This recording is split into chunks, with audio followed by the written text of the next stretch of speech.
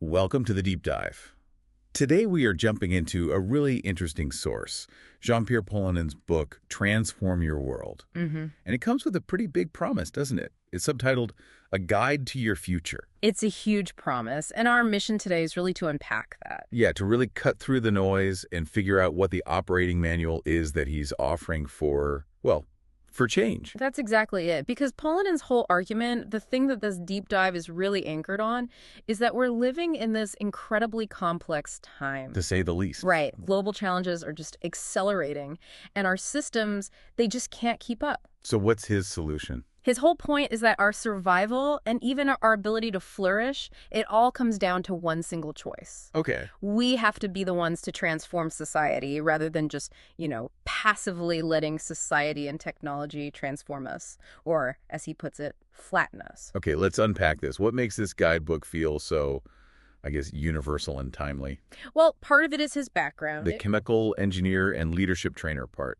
That's interesting, for sure. But I think the real key is his personal journey. Right. The man has lived and worked in 8 different countries. Wow. So he's soaked up all these different cultural insights. He understands how different societies work from the inside.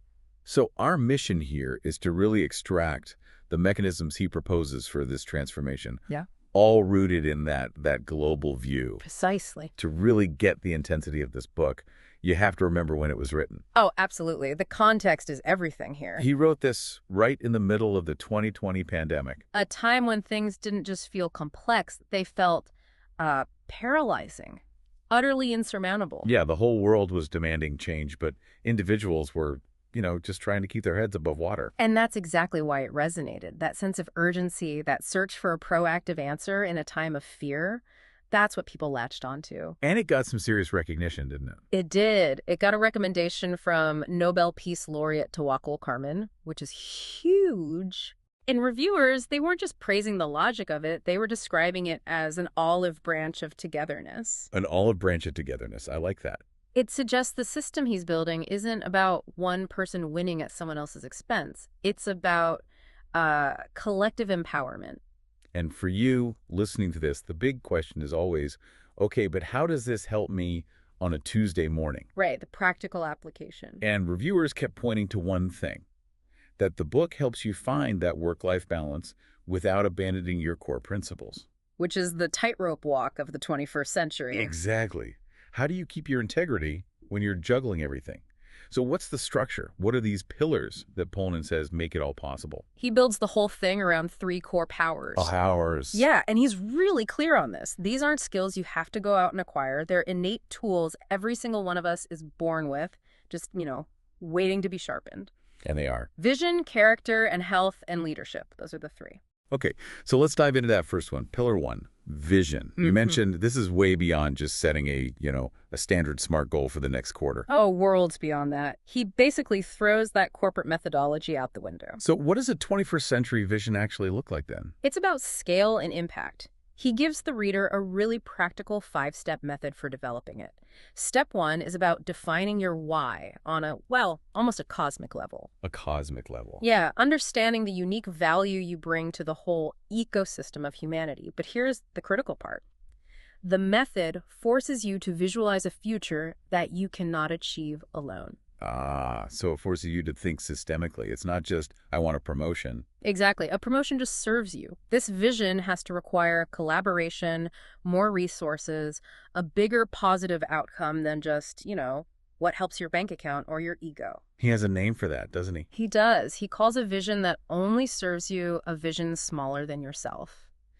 And he says it's unstable. It doesn't have the fuel to get you through the hard times. So you need a vision bigger than yourself. That's the one. Because that's what pulls other people in. That's what gives you the resilience to keep going when you fail, because the stakes are just so much higher than your own personal success. That really reframes the whole idea of motivation. Yeah. Okay, let's move to pillar 2. Character and health. This is where I found it got really interesting. It's a fascinating section. Because he frames character development as aligning yourself with the laws of nature. That sounds huge. A little daunting. How does he even define that? Well, he's not talking about some kind of moral commandments. Okay. He defines them as principles of efficiency and energy management, the things that allow any biological system, including us, to thrive under pressure. So character, in his model, is basically resilience. It's your internal shock absorber. A perfect way to put it. It's the architecture that lets you pursue that huge vision without completely burning out. And to build that resilience, he uses this incredible mix of old and new ideas. An amazing synthesis, yeah. You've got ancient Greek, Chinese, and Indian philosophy all blended together with modern neuroscience. Can you give us an example of how that works in practice? This is one of the best parts of the book, I think. He basically says these ancient wisdom traditions, they didn't need an MRI machine to figure out what makes humans flourish. Right. So take the blend. He pulls from Greek Stoicism, Chinese Taoism, and principles from Indian yoga. Okay, so how does that map out? The Stoicism gives you the blueprint for emotional regulation, how to not be thrown off by external chaos. Staying steady. Right. Then Taoism, especially the concept of flow or wu wei, that gives you the mechanism for knowing when to push and when to yield. So you're not just rubbing your head against a wall. Exactly. It's about dynamic balance. And then the Indian perspective from yoga and Ayurveda, that provides the crucial mind-body connection. The idea that your physical health is completely tied to your mental and moral strength. And then modern neuroscience comes in and just confirms it all. Pretty much. It comes in and says, yep, they were right all along. The neuroscience validates it. It shows how these practices like the breathwork in yoga or focus from Taoism literally reshape your brain. So it's not just philosophical advice. No, it becomes a technical requirement for a successful life, verified by science. It's incredibly powerful. It really is. It gives you the what, but also the scientific why. Okay, let's hit the final pillar, leadership. Now, when most of us hear that word, we think of a corporate ladder, a job title. But Polanen says that's not it at all. He explicitly rejects that. For him, leadership is the application point for the other two pillars. For vision and character. Right. It's where you take all that internal strength and you use it to actively shift external reality.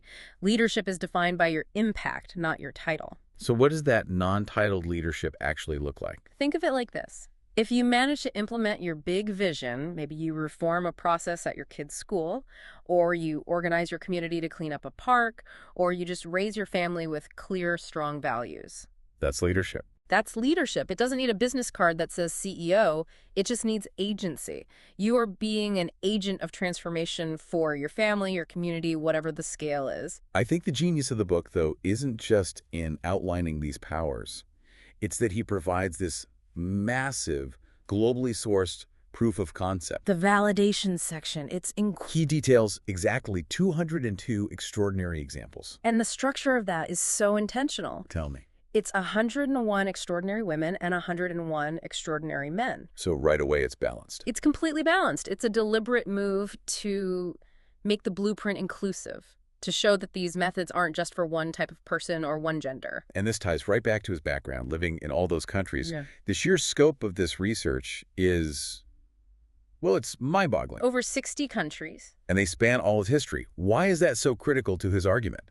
Because it completely eliminates the excuse of circumstance. I can't do it because of where I live or when I live. Exactly. By showing you examples from ancient Greece and modern Africa, from Renaissance Italy and 19th century Asia, he proves that transformation doesn't depend on your technology or your political climate, or even your age. It shows that vision, character, and leadership are just universal human constants. They are. These people weren't defined by their titles. They were defined by the action they took when they used their innate powers, often against impossible odds. So the examples really take it from theory to practice. The book says, here's the 5-step process, and then it immediately shows you 202 case studies of what happens when you do it. It's the evidence base. It shows you that success isn't just a random accident, it's patterned. So if we were to boil it all down, the final takeaway he's offering you, the reader, is what? It's pure distilled empowerment. He's not trying to sell you some new, complicated system you have to learn from scratch. No. He's just trying to help you realize that you already have the power to accelerate your own development. The book is just a map, a really well-researched, globally informed map to help you use the tools you are already born with. That's a great way to put it. That blend of deep history, global perspective, and future-focused optimism is really what makes it so accessible. It is. And as the book reminds us, his final message to you is just simple and inviting. He says, any time is a good time to start this journey. And that really raises a deeply personal question for you, the learner. Polanen builds his whole idea of a resilient character by blending philosophies, Greek Stoicism, Chinese Taoism, Indian yoga, with modern neuroscience. Right. So if you were starting your journey today, drawing on that same global approach, what single law of nature or, a philosophical principle from a source you already trust and admire, what one thing would you choose to align your own development with? Start there.